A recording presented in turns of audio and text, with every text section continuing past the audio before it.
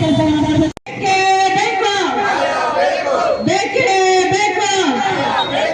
ಎಲ್ಲಿಯವರೆಗೂ ಹೋರಾಟ, ಎಲ್ಲಿಯವರೆಗೂ ಹೋರಾಟ, ಎಲ್ಲಿಯವರೆಗೂ ಹೋರಾಟ ಬೇಕೇ ಬೇಕು. ಕರ್ನಾಟಕ ಅಂಗವಿಕಲ ರಾಜ್ಯ ಒಕ್ಕೂಟಕ್ಕೆ ಧಿಕ್ಕಾರ, ಧಿಕ್ಕಾರ, ಧಿಕ್ಕಾರ, ಸರ್ಕಾರಕ್ಕೆ ಧಿಕ್ಕಾರ, ಧಿಕ್ಕಾರ, ಧಿಕ್ಕಾರ, ಧಿಕ್ಕಾರ, ಧಿಕ್ಕಾರ, ಬೇಕೇ ಬೇಕು, ಬೇಕೇ ಬೇಕು. ಏನು ಹೋರಾಟದ ಮುಖಾಂತರ ಹೋರಾಟ ಮಾಡೋದಕ್ಕೆ ಮುಖ್ಯವಾಗಿ ಉದ್ದೇಶ ಏನು ಅಂತ ಹೇಳಿದ್ರೆ, ನಮಗೆ ಸುಮಾರು ಬೇಡಿಕೆಗಳಿದೆ. ಆ ಬೇಡಿಕೆಗಳಲ್ಲಿ ಮುಖ್ಯವಾಗಿ ಅವಶ್ಯಕತೆಯಾಗಿರುವಂತ ಬೇಡಿಕೆಗಳಾದಂತ ಈ ಮಾಸಾಶನ ಸುಮಾರು ವಿಕಲಚೇತನರಿಗೆ 1 ವರ್ಷದಿಂದ 6 ತಿಂಗಳಿಂದ 3 ತಿಂಗಳಿಂದ ಬರ್ತಾ ಇರುವಂತ ಮಾಸಾಶನ ತುಂಬಾ ಅನಿವಾರ್ಯವಾಗಿದೆ ಇವತ್ತಿನ ದಿನ. ಹಾಗೆ ನಮ್ಮ ಸ್ನೇಹಿತರು ಹೇಳ್ತಾ ಇದ್ರು, ಬೀದಿಯಲ್ಲಿ ಭಿಕ್ಷೆ ಬೇಡ ಅಂತ ಪರಿಸ್ಥಿತಿ ಬಂದಿದೆ.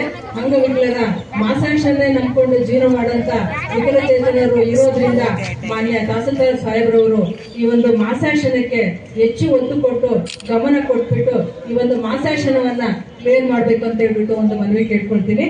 ಅದೇ ರೀತಿಯಾಗಿ ಅಂಗವಿಕಲರಿಗೆ ನಿವೇಶನಗಳ ಕೊಡುವುದರ ಬಗ್ಗೆ, ಅಂಗವಿಕಲರೆಯ ಸಭೆ ಸಮಾರಂಭಗಳ ವಿಷಯಗಳ ಬಗ್ಗೆ ಚರ್ಚೆ ಮಾಡುವುದಕ್ಕೆ ನಮಗೆ ಒಂದು ಕೊಠಡಿ ಭವನ ಕೊಡುವುದರ ಬಗ್ಗೆ, ನಮ್ಮ ಅಂಗವಿಕಲರ ಕುಂದುಕೊರತೆಗಳ ಬಗ್ಗೆ ಹಾಗೂ ನಮಗೆ ತಿಂಗಳಿಗೊಮ್ಮೆ ಸಭೆಗಳಿಗೂ ಹಾಗೂ ರಾಷ್ಟ್ರೀಯ ಹಬ್ಬಗಳಿಗೆ ಅಂಗವಿಕಲರ ತಾಲೂಕು ಘಟಕದ ಪದಾಧಿಕಾರಿಗಳನ್ನು ಆಹ್ವಾನಿಸಬೇಕು. ಇದು ಮುಖ್ಯವಾಗಿ ಯಾಕೆಂದ್ರೆ ಈ ಸಾರಿ ನಮ್ಮ ವಿಕಲಚೇತನ ದಿನಾಚರಣೆಯನ್ನೇ ನಮ್ಮ ಕರ್ನಾಟಕ ಸರ್ಕಾರ ಮರ್ತಿತ್ತು.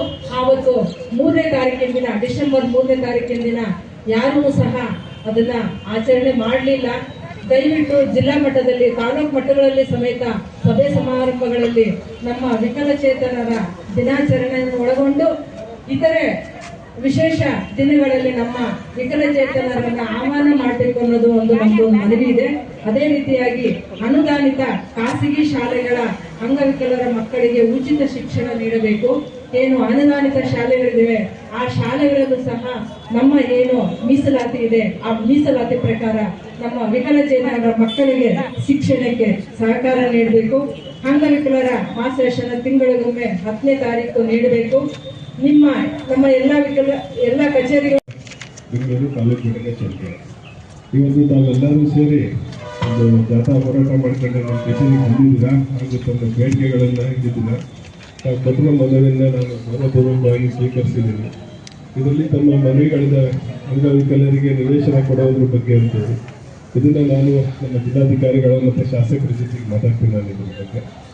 ಆಮೇಲೆ ಒಂದು ಕೊಠಡಿ ಬೇಕು ಅಂದಿದ್ರೆ ಇದನ್ನು ಶಾಸಕರು ನಾನು ಮಾತಾಡ್ತೀನಿ. ಆಮೇಲೆ ನೀವು ತಿಂಗಳಿಗೊಮ್ಮೆ ರಾಷ್ಟ್ರೀಯ ಹಬ್ಬಗಳಿಗೆ ಅಂಗವಿಕಲರ ತಾಲೂಕು ಘಟಕದ ಪದಾಧಿಕಾರಿಗಳಿಗೆ ಆಹ್ವಾನಿಸಬೇಕು ಅಂತ ಈಗಲೇ ನಮ್ಮ ಆಫೀಸಲ್ಲಿ ಒಂದು ಶ್ರೀನಿವಾಸ್ ಇದ್ದಾರೆ. ಈಗಲೇ ಹೇಳ್ತಾ ಇದ್ದೀನಿ ನಾನು, ಆ ವಾಟ್ಸಪ್ ಗ್ರೂಪ್ ಇದೆ, ವಾಟ್ಸಪ್ ಗ್ರೂಪಲ್ಲಿ ತಮ್ಮ ಸಂಘದ ಯಾರು ಪದಾಧಿಕಾರಿಗಳಿದ್ದೀರೋ ಅದ್ರಿಗೆ ಯಾವುದಾದ್ರು ಒಂದು ನಂಬರ್ ಕೊಡಿ. ಆ ವಾಟ್ಸಪ್ ಗ್ರೂಪಲ್ಲಿ ತಮಗೆ ಒಂದು ಆಹ್ವಾನ ಕೊಡ್ತೀವಿ. ಓಕೆ. ಆಮೇಲೆ ಪ್ರೈವೇಟ್ ಸ್ಕೂಲಲ್ಲಿ ಉಚಿತ ಶಿಕ್ಷಣ, ಇದು ಇವಾಗ ನಾನು ಮಾತಾಡ್ತೀನಿ. ಆಮೇಲೆ ತಮ್ಮದು ಮಾಸಾಶನ ತಿಂಗಳಿಗೆ ಒಂದ್ಸತಿ ಬರೋದ್ರ ಬಗ್ಗೆ ತಾವು ಕೇಳ್ತಾ ಇದ್ದೀರಾ.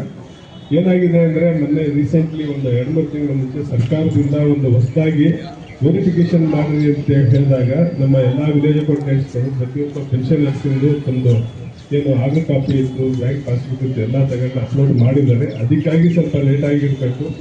ಶಾರ್ಟ್ಲಿ ಬರುತ್ತೆ. ಎಲ್ಲರಿಗೂ ಮಾಸಾಶನ ಯಾವುದೇ ಕಾರಣಕ್ಕೂ ನಿಲ್ಲಿಸಲ್ಲ. ಸಾಮಾಜಿಕ ಭದ್ರತೆ 100% ಬರುತ್ತೆ. ಅದ್ರ ಬಗ್ಗೆ ಯಾರಿಗೂ ಆತಂಕ ಬೇಡ, 100% ಬರುತ್ತೆ. ಸರಿ, ಈ ವಿಚಾರವಾಗಿ ಒಂದು ಮನವಿ ಇದೆ ಸರ್. ಈಗ ಏನು 3 ತಿಂಗಳಿಂದ ಏನು ಸಮಸ್ಯೆ ಆಗಿದೆ ಅದು ಓಕೆ ಸರ್, ತೊಂದರೆ ಇಲ್ಲ. ಸುಮಾರು ಜನ, ಎಷ್ಟೋ ವಿಕಲಚೇತನರು ಅಂದ್ರೆ ಇದರಲ್ಲಿ ಸುಮ್ಮನೆ UDID ಕಾರ್ಡ್ ತಗೊಂಡು ನಾರ್ಮಲ್ ಜನನು ಮಾಸಾಶನ ತಗೊಳ್ತಾ ಇದ್ದಾರೆ. ಮತ್ತೆಷ್ಟೋ ಜನಕ್ಕೆ ಆಧಾರ್ ಕಾರ್ಡ್ ಅಲ್ಲಿ ತಗೊಳ್ಳಲ್ಲ ಅಂತ ಹೇಳ್ಬಿಟ್ಟು ಎಷ್ಟೋ ಜನಕ್ಕೆ ತಗೊಂಡಿಲ್ಲ. ಸುಮಾರು ಒಂದು ವರ್ಷ 6 ತಿಂಗಳು 9 ತಿಂಗಳು 10 ತಿಂಗಳು ಪೆನ್ಷನ್ ನಿಂತಿರೋರು ನಮ್ಮಲ್ಲಿದ್ದಾರೆ. ಆಯ್ತು ಮೇಡಮ್, ಆ ಥರ ಏನಿದೆಯಾ ತಾವು ಹೇಳ್ತೀನಿ ಕೇಳಿ. ಈಗ ಜನರಲ್ ಆಗಿ ಮಾತಾಡ್ಬೇಡಿ, ಪರ್ಟಿಕ್ಯುಲರ್ ಯಾರಾದ್ರೂ ಇದ್ರೆ ನಮ್ಮ ಆಫೀಸಿಗೆ ಕರ್ಕೊಂಡ್ಬನ್ನಿ, ಮೊದಲ ಆದ್ಯತೆಯಲ್ಲಿ ಅದನ್ನು ಸರಿ ಮಾಡಿಸ್ಕೊಡಿ. ಖಂಡಿತ ಅದನ್ನ ಸರ್ ಮಾಡಿಸ್ಲೇಬೇಕು ಸರ್. ಆ ತರವೇ ಬಹಳ ಇದೆ. ಈಗ 3 ತಿಂಗಳಿಂದ ನಿಂತಿರೋದು ಕಡಿಮೆ ಇದೆ, ಆ ತರ ಇರೋದೇ ತುಂಬಾ ಇದೆ. ಆಯ್ತು ಅದನ್ನ ಆಯ್ತು ಸರ್ ನನ್ನ ಫಸ್ಟ್ ನಮ್ಮ ತಾಲೂಕು ಆಫೀಸ್ನಲ್ಲಿ